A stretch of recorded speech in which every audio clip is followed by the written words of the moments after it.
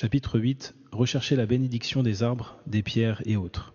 Allah le Très-Haut dit « Afara'aytumul Lat wal Uzza » Avez-vous vu les divinités Lat et Uzza? Abu Waqid al-Laythi a dit « Alors que nous venions récemment de nous convertir à l'islam, nous sortîmes en expédition avec le prophète sallallahu alayhi wa sallam pour la bataille de Hunayn. Les polythéistes avaient l'habitude de se recueillir au pied d'un jujubier aux branches duquel ils suspendaient leurs armes. Ils surnommaient cet arbre Dhat Anwat. Apercevant un jujubier, nous dîmes au prophète sallallahu alayhi wa sallam « Ô prophète d'Allah, désigne-nous un arbre Dhat Anwat semblable au leur. » Le prophète alayhi salatu wa sallam s'exclama « Allah est le plus grand. L'histoire se répète. Par celui qui détient mon âme entre ses mains, vous venez de tenir les mêmes propos que ceux qu'ont tenus les enfants d'Israël à Moussa. Ij'al lana ilahan kama lahum aliha. Qala innakum qawmun tajhalun. Désigne-nous une divinité semblable à leur Dieu. Il dit, vous êtes certes des gens ignorants. Vous suivrez certes les voies de ceux qui vous ont précédés, rapporté par Tirmidhi qui l'a authentifié. Les points à retenir. Premièrement, l'explication du verset de la sourate An-Najm, l'étoile. Deuxièmement, connaître le type de demande qu'ils ont émis. Troisièmement, les compagnons ne sont pas passés à l'acte. Quatrièmement, par leur demande, les compagnons cherchaient à se rapprocher d'Allah en pensant qu'il s'agissait d'une chose qu'il aimait. Cinquièmement, si les compagnons n'étaient pas au courant de la gravité de cet acte, alors d'autres qu'eux sont plus à même de l'ignorer à leur tour. Sixièmement, les compagnons ont des bonnes actions et une promesse de pardon que d'autres n'ont pas. Septièmement, le prophète alayhi salatu wassalam n'a pas trouvé de circonstances atténuantes pour les compagnons. Bien au contraire, il leur a répondu « Allah est le plus grand, l'histoire se répète. Vous suivrez certes les voies de ceux qui vous ont précédés, soulignant la gravité de l'acte par ces trois expressions. » Huitièmement, le point le plus important qui est visé, à savoir que le prophète sallallahu alayhi wa sallam a informé les compagnons de la similarité de leur demande à celle des enfants d'Israël lorsqu'ils dirent à Moussa « Désigne-nous une divinité semblable à leur Dieu. » Neuvièmement, la négation de cet acte, bien qu'elle ne leur soit pas apparue clairement et précisément, fait partie intégrante du sens de la parole « La ilaha illallah ». Dixièmement, le prophète sallallahu alayhi wa sallam a juré avant de donner son jugement. Or, il ne jure que pour une sage raison. Onzièmement, le polythéisme se décompose en polythéisme majeur et mineur. En effet, les compagnons ne sont pas sortis de l'islam à cause de leur acte. Douzièmement, l'expression suivante « alors que nous venions récemment de nous convertir à l'islam » indique que les autres compagnons étaient au courant de la gravité de l'acte. Treizièmement, il est recommandé de dire « Allah est le plus grand » lorsque l'on s'exclame, contrairement à l'avis de ceux qui considèrent cela détestable. Quatorzièmement, barrer les voies menant au polythéisme. Quinzièmement, l'interdiction d'imiter les gens de la période anté-islamique. Seizièmement, la colère lors de l'enseignement. 17e, la règle générale issue de la parole « l'histoire se répète ». 18e, cette dernière phrase est un des signes de la prophétie, car cela est arrivé comme le prophète l'avait prédit. 19e, tout ce pourquoi Allah a blâmé les juifs et les chrétiens nous concerne aussi. 20e, il est convenu pour les compagnons que les actes d'adoration ne sont légitimes qu'après ordre d'Allah ou de son prophète. On trouve donc dans ce hadith le rappel des trois questions posées dans la tombe. Ainsi, la question « Qui est ton Seigneur ?» est aisément déductible du texte. Quant à la question « Qui est ton prophète ?» on la déduit du fait que dans ce hadith, le prophète alayhi salatu wassalam informe au sujet de choses invisibles. Enfin, pour ce qui est de la question « Quelle est ta religion ?» on la déduit de la demande des enfants d'Israël « Désigne-nous une divinité ». 21e, la voix des gens du livre est blâmée comme la voix des polythéistes. 22e, celui qui délaisse le faux auquel son cœur s'est habitué n'est pas à l'abri de ce qui peut rester de cette habitude. C'est ce que l'on déduit des propos des compagnons alors que nous venions récemment de nous convertir à l'islam. Commentaire. Rechercher la bénédiction des arbres, des pierres et autres, c'est-à-dire quel est le jugement à ce propos? La réponse est la personne se rendant coupable est polythéiste. At-tabarruk est le fait de rechercher la bénédiction, c'est-à-dire rechercher le bien en quantité, rechercher sa constance et sa persistance. Les textes dans le Coran et la Sunna indiquent que c'est Allah subhanahu wa ta'ala qui bénit et qu'aucune créature ne peut en bénir une autre. Allah le Très-Haut a dit qu'on exalte la bénédiction de celui qui a fait descendre le livre de discernement sur son serviteur. C'est-à-dire que le bien de celui qui a fait descendre le livre de discernement sur son serviteur soit accru, augmenté, constant et persistant. Allah Azzawajal a aussi dit « Et nous le bénîmes, ainsi que Ishaq, mais aussi il m'a rendu béni. » C'est donc Allah qui bénit, et partant de là, il n'est pas permis à la créature de dire « Je bénis telle chose » ou « Je bénis votre acte » ou « Que ta venue soit bénie ». Car le mot baraka et le sens qu'il implique viennent d'Allah. En effet, le bien en quantité, sa persistance et sa constance proviennent de celui qui détient le commandement. En outre, les textes dans le Coran et la Sunna indiquent que les éléments bénis par Allah Azzawajal sont tantôt des lieux ou des moments, et tantôt des créatures humaines. Premièrement, les lieux et les moments.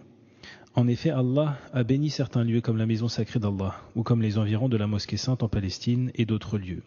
Cela signifie qu'Allah y a déposé du bien en quantité, de manière persistante et perpétuelle, de façon à encourager et à stimuler ceux qui y sont conviés à y rester.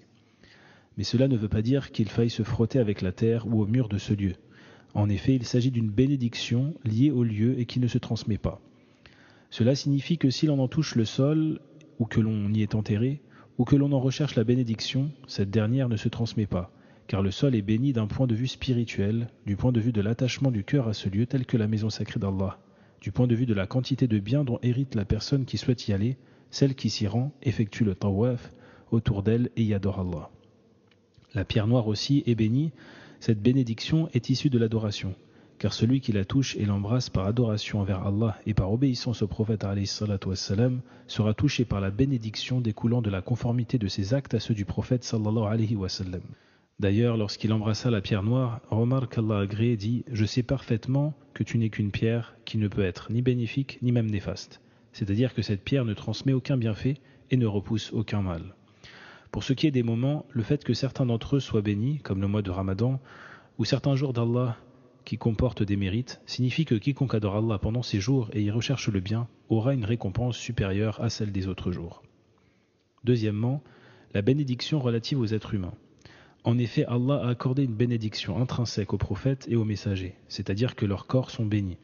Ainsi, si une personne appartenant au peuple d'un prophète recherche la bénédiction au travers du corps de ce dernier, que ce soit en passant les mains sur lui, en récupérant sa sueur ou en recherchant la bénédiction de ses cheveux, c'est permis, car Allah a béni le corps des prophètes. En outre, le meilleur d'entre eux est le prophète Mohammed sallallahu alayhi wa sallam, dont le corps aussi est béni.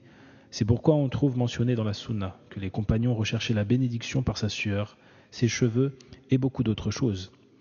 Bref, la bénédiction liée aux prophètes est intrinsèque à leur être et il est possible que l'effet de cette bénédiction, de ce mérite et de ce bien se transmette depuis leur corps vers autrui, mais ceci est spécifique aux prophètes et aux messagers. En effet, aucune preuve affirmant qu'Allah aurait accordé aux compagnons des prophètes une bénédiction intrinsèque ne nous est parvenue. Ceci concerne même les meilleurs membres de cette communauté, à savoir Abu Bakr et Omar. Et il nous est parvenu par un nombre de rapporteurs dissipant tout doute que les compagnons, leurs successeurs et les mukhdaramin, il s'agit des personnes qui étaient mécréantes du vivant du prophète sallallahu alayhi wa sallam et ont embrassé l'islam après sa mort, ne recherchez pas la bénédiction au travers d'Abu Bakr, de Omar, de Uthman et de Ali, comme il l'a recherché du prophète alayhi salatu wa sallam par ses cheveux et l'eau de ses ablutions. Ainsi, la bénédiction de ses compagnons est une bénédiction d'acte et non une bénédiction intrinsèque qui se transmet à l'instar de celle du prophète sallallahu alayhi wa sallam. Nous disons donc, chaque musulman possède une part de bénédiction qui n'est pas une bénédiction intrinsèque. Le musulman possède plutôt une bénédiction d'acte, liée à la part de soumission, de foi, de crainte, de vénération, de respect d'Allah, de conformité de ses actes à ceux du prophète alayhi salatu wassalam. Ce type de bénédiction de science, d'acte ou de piété, ne se transmet pas. Et rechercher la bénédiction des gens pieux se fait donc en les prenant comme modèle de piété, de même que rechercher la bénédiction des gens de science se fait en s'imprégnant de leur science et en tirant bénéfice de leur connaissance, et ainsi de suite. Il n'est donc pas permis de rechercher leur bénédiction en passant les mains sur leur corps ou par leur salive, car les meilleures créatures de cette communauté, à savoir les compagnons, ne se sont jamais comportés de la sorte avec les meilleurs hommes de cette communauté, après le prophète alayhi salatu wassalam, qu'il s'agisse d'Abu Bakr, de Omar, de Uthman ou de Ali. Ceci est reconnu de façon incontestable. En outre, la recherche de bénédiction, tabarruk, des polythéistes, consistait à espérer la réalisation du bien en quantité, de façon perpétuelle, constante et persistante, en se tournant vers leurs idoles, par différentes formes de tabarruk, qui sont toutes polythéistes. Et autres, et autres choses similaires aux arbres et aux pierres, comme les différents lieux, ou une grotte en particulier, une tombe, une source d'eau ou d'autres éléments auxquels les ignorants vouent une certaine croyance. Rechercher la bénédiction d'un arbre, d'une pierre, d'une tombe ou de certains lieux peut être une forme de polythéisme majeur si la personne recherchant cette bénédiction croit que cet arbre, cette pierre, cette tombe contre laquelle il se frotte, sur laquelle il se vautre ou à laquelle il se colle est un intermédiaire pour lui auprès d'Allah et un moyen lui permettant de l'atteindre. En effet, c'est prendre une divinité en dehors d'Allah que d'agir de la sorte, et c'est une forme de polythéisme majeur. C'est d'ailleurs ce que croyaient les gens de la période anté-islamique au sujet des arbres et des pierres qu'ils adoraient, des tombes dont ils recherchaient la bénédiction. Ils croyaient que s'ils se recueillaient auprès d'elles, se frottaient contre elles, versaient du sable dessus, alors ce lieu, l'occupant de ce lieu ou l'être spirituel, c'est-à-dire l'esprit au service de ce lieu, intercéderait en leur faveur auprès d'Allah Azza wa Jal. Or Allah subhanahu wa ta'ala a dit « Tandis que ceux qui prennent des protecteurs en dehors de lui disent « Nous ne les adorons que pour qu'ils nous rapprochent davantage d'Allah ». Enfin, le tabarruk est une forme de polythéisme mineur lorsque, par exemple, une personne prend un peu de sable d'une tombe puis le verse sur son corps en croyant que ce sable est béni, et que si ce dernier touche son corps, alors celui-ci sera béni d'un point de vue causal. Ceci est donc une forme de polythéisme mineur, car la personne n'a pas dirigé son adoration à autre qu'Allah, mais il a considéré une chose comme une cause, alors que religieusement, ce n'en est pas une. Avez-vous vu les divinités Lat et Uzza ? Lat était un rocher de couleur blanche, se trouvant chez les gens de Taïf, qui n'a été détruit qu'après la conversion de la tribu de Thaqif. Le prophète alayhi salatu wassalam envoya Al-Mughira ibn Shu'ba pour détruire ce rocher et le casser. Un édifice avait été construit pour ce rocher, qui avait des gardiens et des serviteurs. Al-Uzza était un arbre qui se trouvait entre la Mecque et Taïf. En fait, il s'agissait à l'origine d'un arbre, mais un édifice a été ensuite construit autour de 3 gommiers. Cet édifice avait des gardiens, mais aussi une femme de vin au service de ce polythéisme. Que le prophète alayhi salatu wassalam conquit la Mecque, il y envoya Khalid ibn al-Walid, qui coupa les 3 gommiers, et tua la femme de vin qui faisait appel aux djinns pour égarer les gens. Ceux-ci étaient en fait attachés à l'arbre, mais aussi à cette femme au service de ce polythéisme. Ainsi que Manet, cette 3e autre. Autre implique le sens de vile et méprisable divinité. Manet était aussi un rocher qu'on appelait ainsi en raison de la grande quantité de sang d'animal sacrifié versé par vénération pour et sur ce rocher. Ce verset a été cité dans ce chapitre car Al-Lat et Manet étaient 2 rochers et Al-Uzza un arbre. Or les actes commis par les polythéistes auprès de ces 3 choses sont exactement ce que font les polythéistes à notre époque auprès des rochers, des arbres et des grottes. Et plus grave encore est le fait de prendre les tombes comme divinités vers lesquelles ils s'orientent et auprès desquelles ils accomplissent des actes d'adoration. Abu Waqid al-Laythi a dit « Alors que nous venions récemment de nous convertir à l'islam, nous sortîmes en expédition avec le prophète sallallahu alayhi wa sallam pour la bataille de Hunayn. Ceci est un hadith authentique et d'une grande importance. En effet, les polythéistes avaient un jujubier au sujet duquel ils avaient une certaine croyance. Cette croyance englobait 3 choses. Premièrement, ils vénéraient cet arbre. Deuxièmement, ils se recueillaient auprès de lui. Le terme « uquf » désigne le fait de rester à un endroit dans un but de vénération et de dévouement. Troisièmement, ils y suspendaient leurs armes en espérant que la bénédiction se transmettait de l'arbre vers leurs armes afin qu'elles soient plus tranchantes et que le bien soit plus conséquent pour leurs propriétaires. Or cet acte est une forme de polythéisme majeur pour les 3 raisons précitées. Les nouveaux convertis parmi les compagnons qu'Allah a agréés dirent « Ô prophète d'Allah, désigne-nous un arbre, dhat anwat, semblable au leur ». Pensant que cela ne faisait pas partie du polythéisme et croyant que l'adhésion à la formule du tawhid ne serait pas rendue caduque par cet acte. C'est pourquoi les savants ont dit que certains détails du polythéisme peuvent échapper même à des personnalités respectables, car certaines catégories du tawhid d'adoration ont échappé aux compagnons convertis après la conquête de la Mecque, bien qu'ils soient les plus versés dans la langue des Arabes. Le prophète alayhi salatu wassalam s'exclama « Allah est le plus grand, l'histoire se répète. Par celui qui détient mon âme entre ses mains, vous venez de tenir les mêmes propos que ceux qu'ont tenus les enfants d'Israël à Moussa. Désigne-nous une divinité semblable à leur Dieu. » Le prophète alayhi salatu wassalam a comparé de façon judicieuse la demande des compagnons. Désigne-nous un arbre dhat anwat à celle du peuple de Moussa. Désigne-nous une divinité semblable à leur Dieu, bien que les compagnons n'ont pas accompli l'acte qu'ils avaient demandé. Après que le prophète alayhi salatu wassalam le leur eut interdit, ils le délaissèrent. Or s'ils avaient accompli leur demande, cela aurait été une forme de polythéisme majeur. Mais comme ils se sont contentés de parler et de demander sans accomplir d'actes, leurs propos furent considérés comme une forme de polythéisme mineur, en raison de ce que cela comporte comme attachement à autre qu'Allah Azza wa Jal. C'est la raison pour laquelle le prophète alayhi salatu wassalam, ne leur a pas ordonné de renouveler leur islam. On peut donc déduire de manière explicite que le polythéisme majeur commis par les polythéistes n'était pas uniquement lié à leur recherche de bénédiction auprès de Dhat Anwart, mais aussi à la vénération qu'ils lui vouaient, au recueillement au pied de cet arbre et à la recherche de bénédiction en y suspendant leurs armes. Nous avons déjà discuté ci-dessus du fait que rechercher la bénédiction par les arbres, les rochers et autres, s'il est accompagné de la croyance au fait que cet objet rapproche d'Allah et permet à la demande de l'atteindre ou d'avoir plus de chances d'être accepté, ou de faire en sorte que le bien s'accroisse pour la personne qui recherche la bénédiction en cet endroit, alors c'est une forme de polythéisme majeur qui était pratiquée par les gens de la période anté-islamique. Et si l'on médite sur les agissements des adorateurs de tombes et des fabulateurs de nos jours, on se rendra compte que leurs actes sont identiques à ceux commis par les premiers polythéistes auprès d'Al-Lat, d'Al-Uzza et de Dhat Anwart. En effet, ces adorateurs de tombes éprouvent une croyance envers la tombe, voire même envers la grille métallique qui l'entoure. C'est ainsi que dans les pays où le polythéisme est répandu ou manifeste, dans les différents lieux où l'on visite les tombes, on voit des gens qui éprouvent une croyance envers le mur ou la grille métallique entourant la tombe.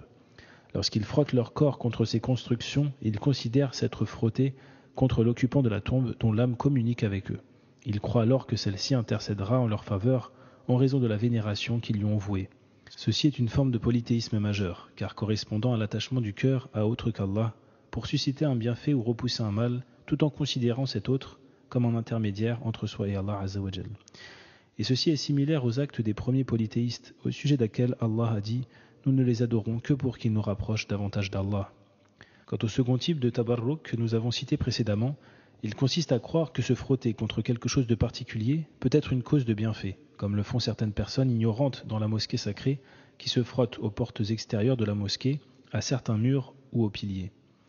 Mais si ces personnes croient qu'il y a une âme dans ce pilier, ou qu'une personne est enterrée non loin de ce lieu, ou que, comme ils le disent, certains bons esprits sont au service de ce pilier, et que ces personnes s'y frottent afin d'atteindre Allah, alors c'est une forme de polythéisme majeur. En revanche, si elles se frottent en croyant que ce lieu est béni, et qu'il peut être la cause de guérison, alors c'est une forme de polythéisme mineur. En conclusion, se frotter à une chose en particulier, en la considérant comme une cause, est une forme de polythéisme mineur. Par contre, si le cœur s'attache à l'objet contre lequel on se frotte, ou dont on recherche la bénédiction en le vénérant, en se recueillant auprès de lui, en croyant en la présence d'une âme à cet endroit, ou que celle-ci pourra intercéder en sa faveur auprès d'Allah, alors c'est une forme de polythéisme majeur.